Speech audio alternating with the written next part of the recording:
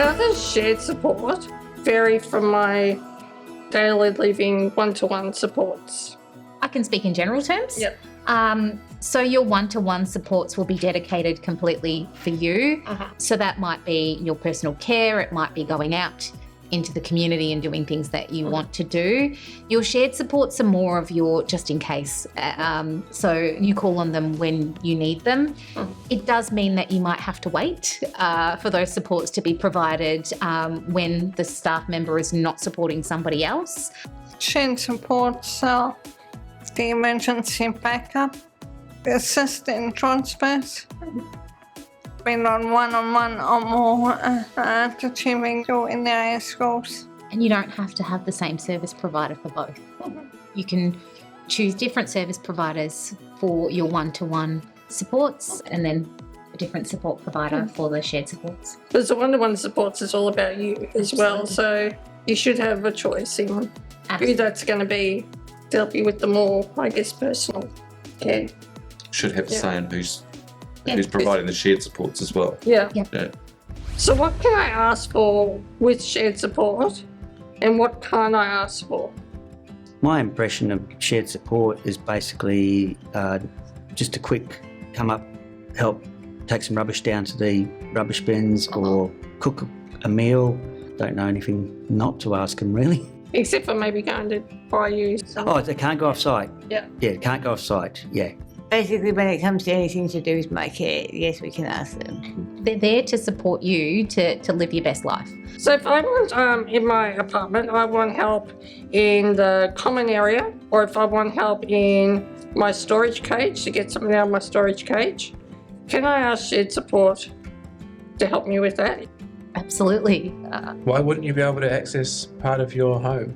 You know, just because it might be a dead zone with Wi-Fi or mobile or whatever, you know, there must be a technological solution for that, you know, to make sure those areas are covered and so that you can get the support, which, by the way, you pay for, to come and help you in those particular areas of the building.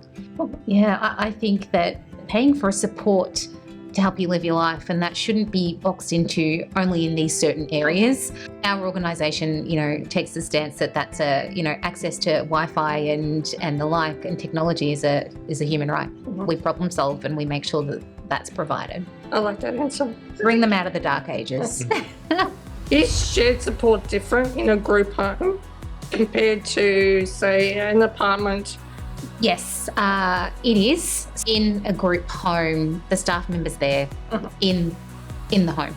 You know, they're able to be around and really short notice be available and addressing individuals' needs. With the apartment concierge model, it is more so about triaging. You know, an individual will have to request that support, but they're not as readily available. You know, it's not just like you can, you know, signal that you want that support and the person comes. Yeah, agree. It's that proximity thing, isn't it? I mean, you can give someone a bit of companionship or prompting or guidance while you're doing another task if you're in the same building, but if you're in that concierge model, it gets a bit harder if you're giving someone personal care and someone else is calling. So, How do support ratios work? I think you have to ask the expert on that one. It really depends on the individuals receiving the shared support and how many staff members are required to adequately provide the support and what the individuals are funded for. So it is a discussion and an agreement between the individuals that are sharing the support. That's not always easy, I have to be honest, because some individuals will want more than others, or will want more than they're funded for. So it is a very honest, open, transparent discussion about the adequate staffing requirements to be able to support each individual safely and according to their needs and wants. So in where you live, how do you call for support? We have a buzzer that we can press. Set up Google Meet to call. I like all the different ways technology works for us. One of the principles I think that's really important as an SDA provider is that you're obliged to make sure that there is a system that the person as a tenant can operate. So that means some people can operate physical systems, some people can operate through technology. But we've even got systems where people haven't got much verbal capacity and all they need to do is make a loud noise and that will trigger the on-site systems. What happens when there is a gap in supports and there's no one there to help me? Well, yes, there shouldn't be gaps. No, I completely agree. I think that's all that needs to be said. I mean, it's the responsibility of a service provider to plan for rainy days. That's pretty important stuff. Absolutely. Well, it's up to the shared support provider to ensure that somebody is there at all times. Yeah. That's the contract that they have, and that's the agreement that they agreed to. So that's on them. If I live in one of your properties, am I being monitored? You're not. That's good. No. For example, if you trigger the communication between yourself and the on-site provider, that can't be done the other way around, only with your agreement. But sometimes people get a bit worried because they see the speaker in the ceiling and they think, is somebody watching me? Is somebody checking in or are they listening in? But no, that's not the deal. The deal is that's available when you trigger the communication. Yeah, I think that's a lot of things. Some people do get a little bit nervous about that speaker on the roof. Can they just listen in whenever they want? Yeah. Will the on-site support provider keep shift notes? So yes, most organisations will keep some kind of notes about the supports they're providing, and you should have access to those notes at any given time. There shouldn't even be a question about whether you can see them.